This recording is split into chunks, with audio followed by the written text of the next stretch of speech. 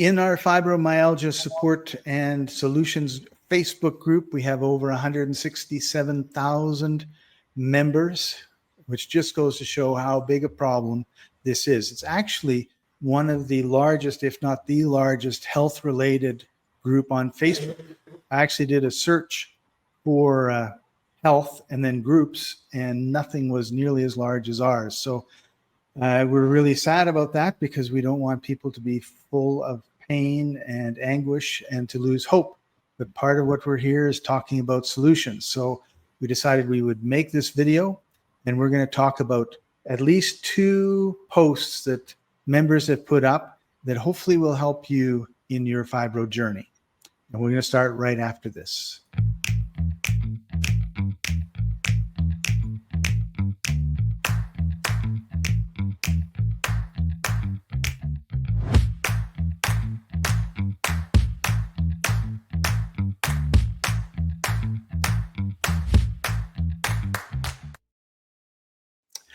Welcome, everybody. I'm Scott Patton. Joining us is Martin Patella. We are the founders and main admins of the Fibromyalgia group. And so we welcome you to the group. Hopefully you are finding the support supportive and the help helpful. And we want to spend more time in the coming year talking to you about different things that members have brought up. So with that, I want to welcome Martin to the video. And any quick words, Martin, before we get started? Yeah. It was our hope 12, 13 years ago when we were starting this, that the group will quickly embrace our message of there is hope. There's an alternative. You see, the thing is that the pharmaceutical industry knows only one thing. It uses poisons to interfere with the responses of the body.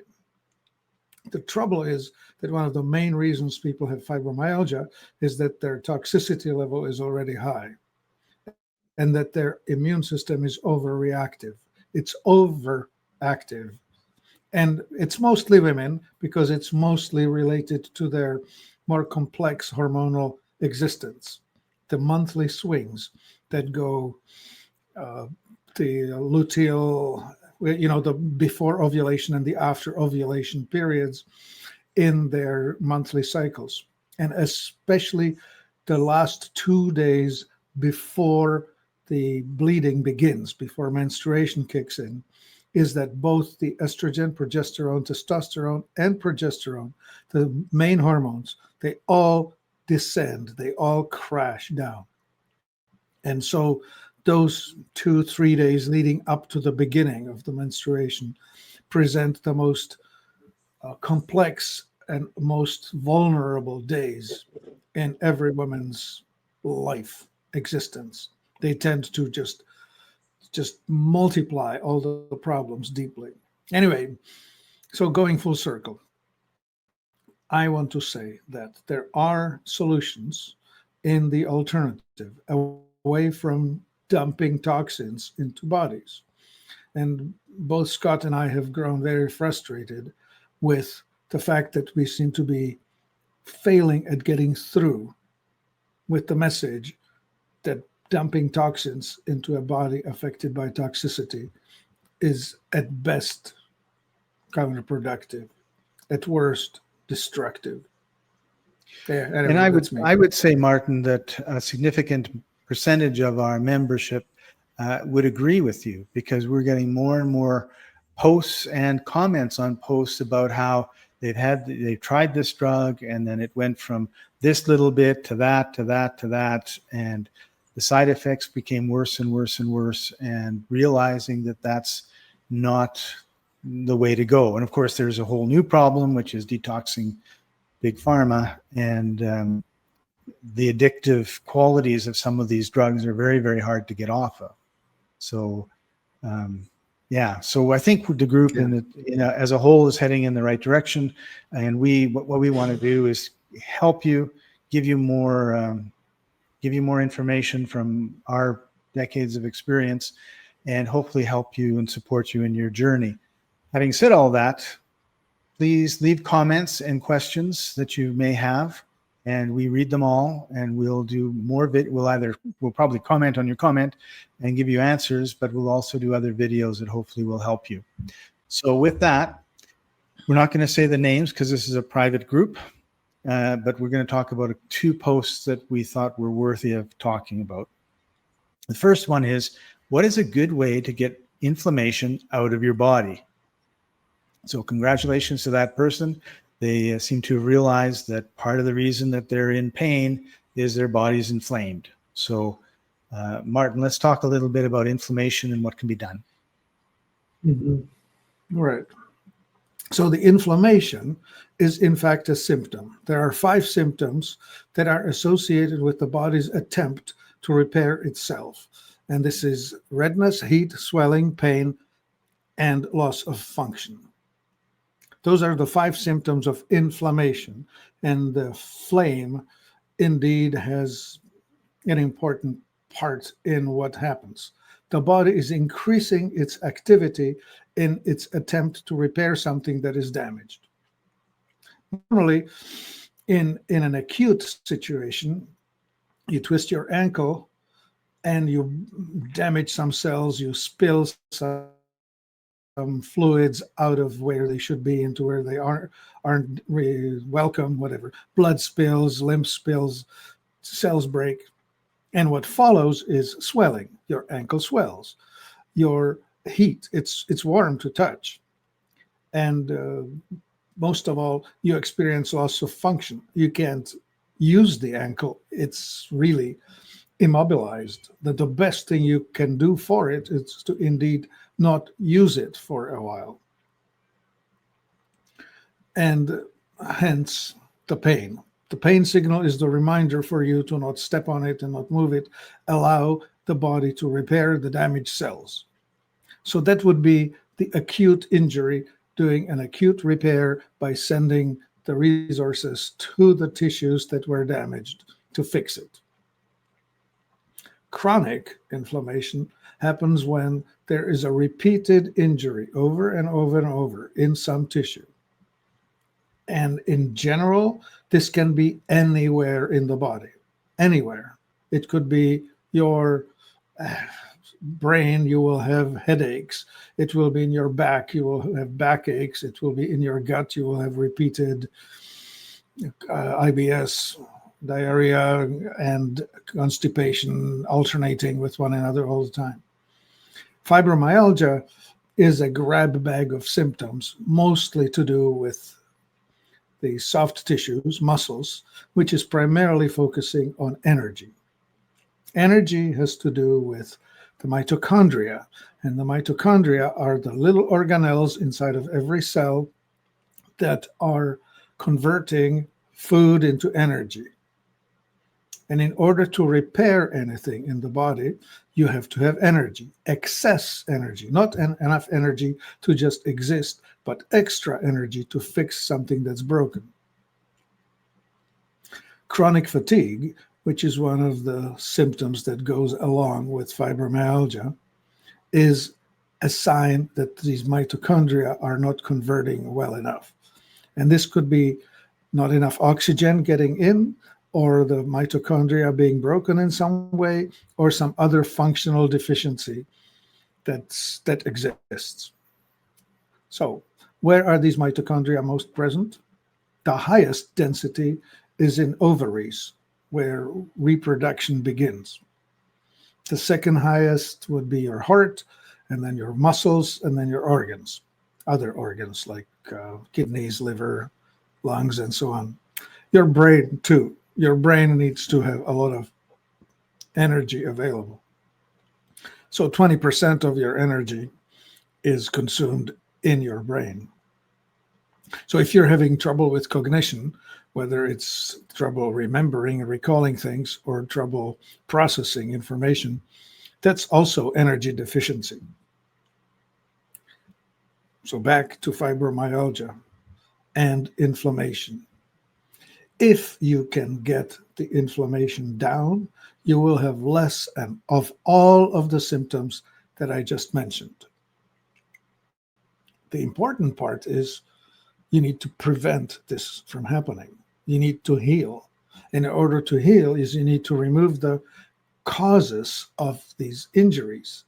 And these injuries are four categories, which would be trauma, stagnation, toxicity, and malnutrition. Those are the main categories of problems that we can think of. So, how to deal with it? Deal with the trauma by resolving the subconscious triggers, your responses. Dealing with stagnation is hard because you hurt, but you need to figure out some way to move your lymph enough so that the circulation resumes. And finally, we're dealing with nutrition, where we need to get the right stuff in and the wrong stuff out, and toxicity, where we need to get a lot of the stuff that is in your body or is arriving in your body to stop arriving. And these are mostly industrial age toxins. Well, Scott, Let's talk for a second about the trauma part, because people get triggered and they probably just think, oh, you just said something really mean to me, or you're harassing me, or whatever, without really considering the question, why am I upset? Because everybody can have a different reaction to the same stimulus, right?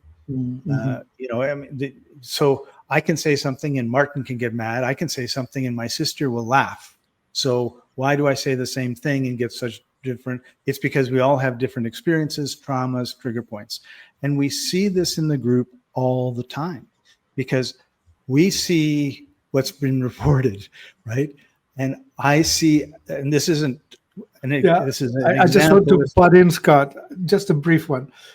That the most popular ways of getting triggered have to do with politics, religion, sex, and other opinions, like, for example, about nutrition or any other stuff, right? There are dividers on all places. Yeah, and there's a number of different topics that really trigger people in the group. So your first question to yourself should be, why am I mad at this person? And we see it, and it can be totally innocuous as well. Like, people report comments or posts, and the comment could be like, it was a really nice sunny day today, so I sat by the river. And someone will report this comment for harassment or for member conflict and it's like, why?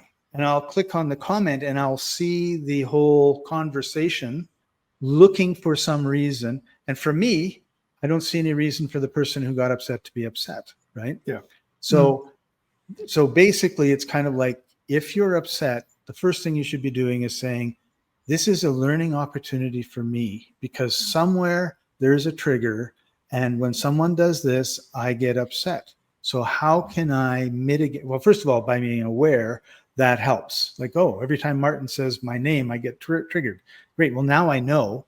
And so when I get triggered, I say, well, I just said my name. It's no big deal, right? Yeah. Or whatever way you need to do to figure that out. And maybe you need therapy to do that. I mean, I don't know. But I do know that a significant number of posts and comments that are reported are not at all what the person says they are. And then usually, I mean, there are a lot as well that are like, that person's just being mean. I can't believe it, right?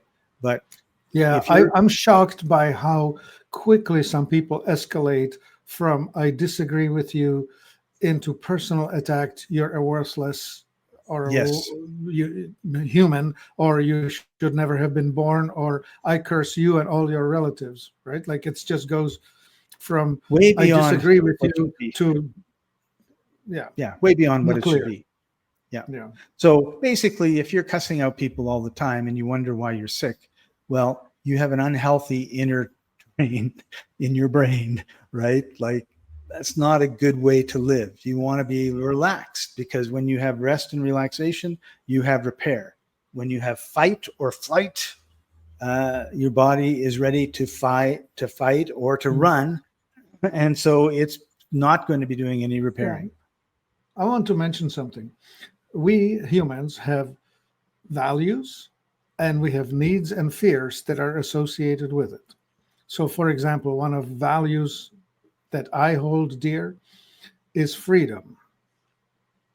Just being able to not to be constricted. So my fear that goes from the freedom is the opposite of it, which is containment or constriction or limitation.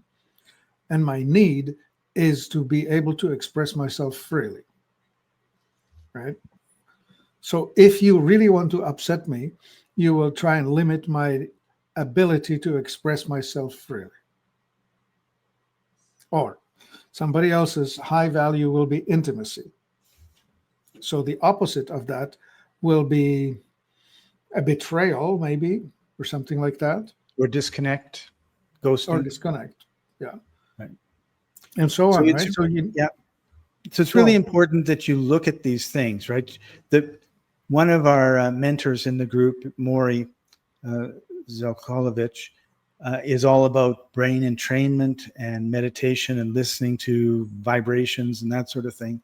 And he was just saying, you know, a lot of us look at fibromyalgia as this massive ball, and it's impossible to deal with. And he says, you know, what I hope to bring to the group is a little relaxation and lowering of stress and perhaps trauma.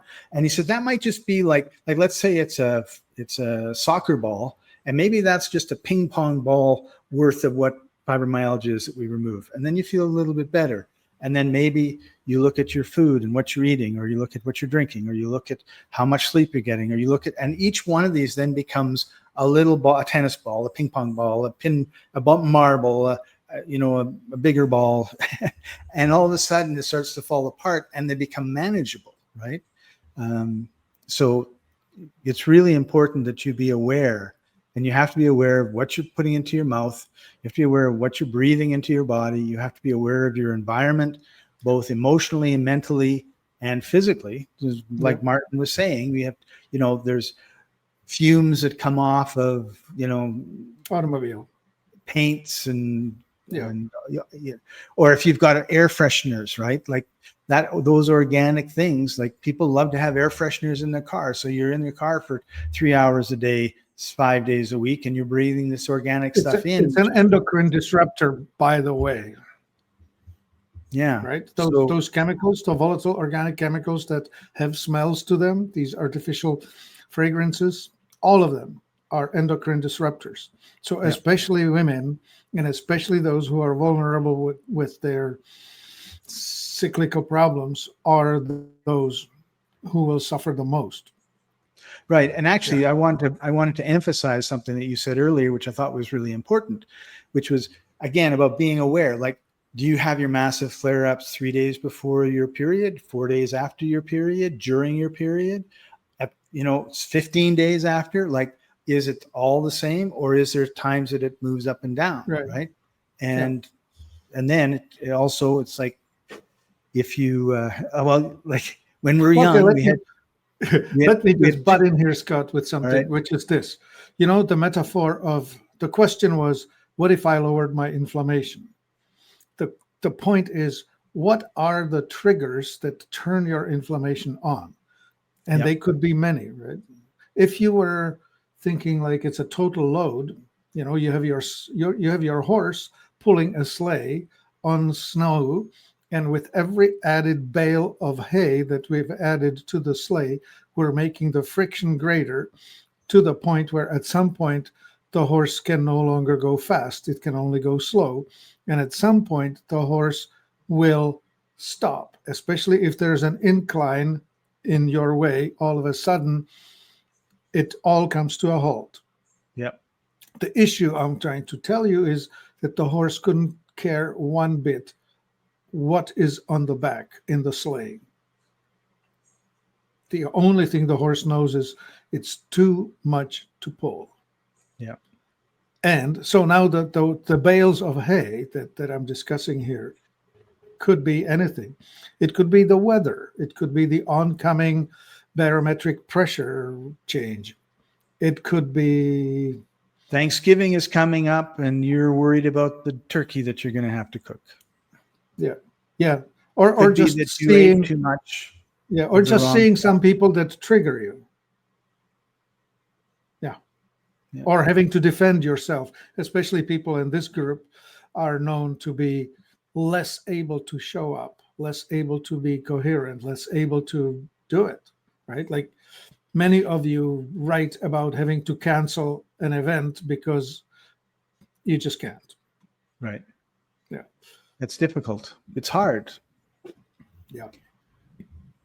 There are ways out of here, right? And the ways out of here are in shrinking the load on the back of the sleigh.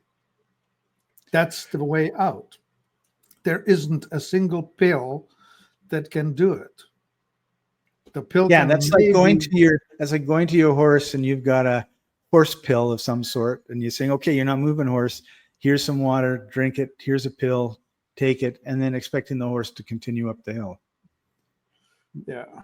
It's not Yeah, going to you happen. can whip the horse. You can whip the horse a bit, and it may respond by going. But if you're not feeding the horse, watering the horse, tending to the horse in the way that makes the horse rested, strong, and willing, you're going to fail in the long run. Yeah. And that's actually, it's the same with human beings, right? Like a lot of people like to go to the gym and work out with weights. Well, what does every weight trainer tell you? Okay, go work the muscle to exhaustion and then rest it and let it repair and rebuild. So we're kind of like working the muscle to exhaustion and then continuing to work the muscle to exhaustion. We've missed out on the rest and the repair aspect of our health. Here's another crazy metaphor I want to tell you. So, you know how a healthy person might feel after they just ran half a marathon? Pretty damn beat up, tired, needing to take a rest. I speculate that somebody with fibromyalgia feels that way just getting up in the morning. Oh, we definitely have people that say that. Yeah. And so the point then is, what do I have to do to not feel that way? Right. And I mean, my number one suggestion would be, have you tried taking a bath in Amazing Soak, which delivers tons of oxygen into the tissue? Two things have to happen at the mitochondria: oxygen and food. They have to get into the mitochondria for it to work. Into the cell. Yeah, inside the cell. Right. So if you're short on oxygen, it's not going to work. And if you're short on fuel, it's not going to work. And there's a good chance that you're short on one, if not both. Right. It's the processing power, right? The ability to do it. Right. We've had a phenomenal living example in the last 5 years, because these mRNA technologies that have been introduced, they all mess with mitochondria. That's why you're seeing these increases in the long something, right? The symptoms of so-called long COVID are indistinguishable from symptoms of Lyme disease or fibromyalgia. The lists are practically identical. They all include aches, pains, tiredness, inability, this and that, or little, you know, the symptoms. Yeah. Right. I guess we should jump in at some point and say, listen, this is not an answer to your solution in this video. This is hopefully makes sense and encourages you to watch more and more of our videos. We post them in the group.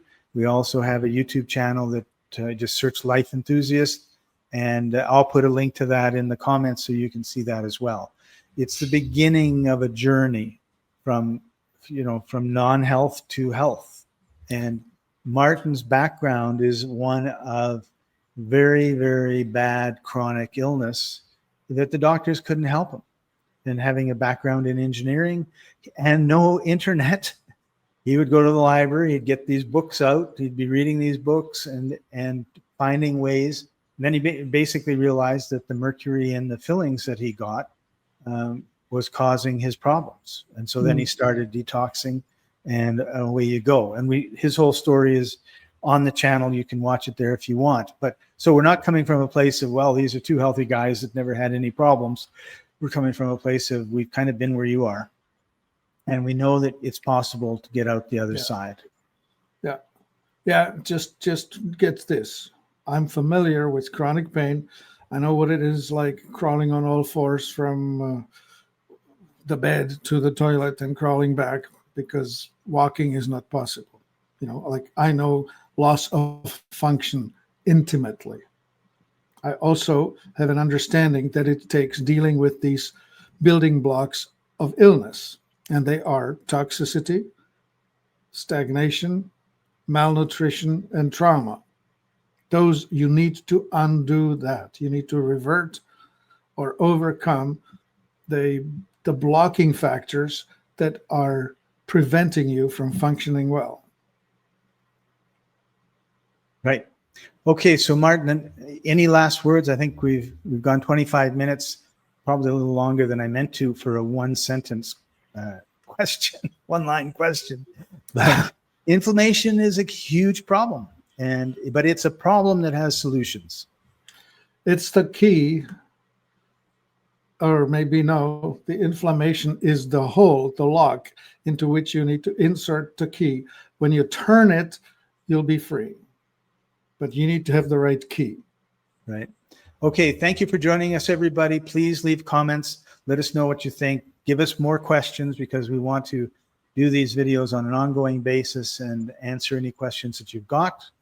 And also, by the way, we are the people that approve the posts. So if you can't find this video and you have another question, just make a post and just say, Scott and Martin, what about this?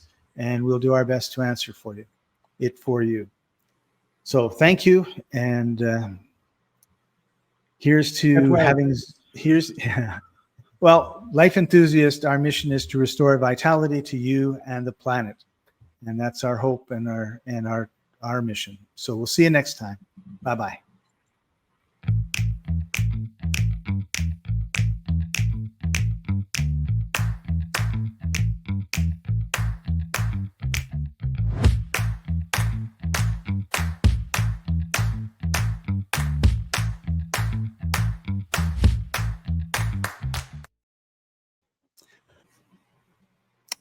Welcome, everybody. We're going to be talking about showering and your skin when you have fibromyalgia.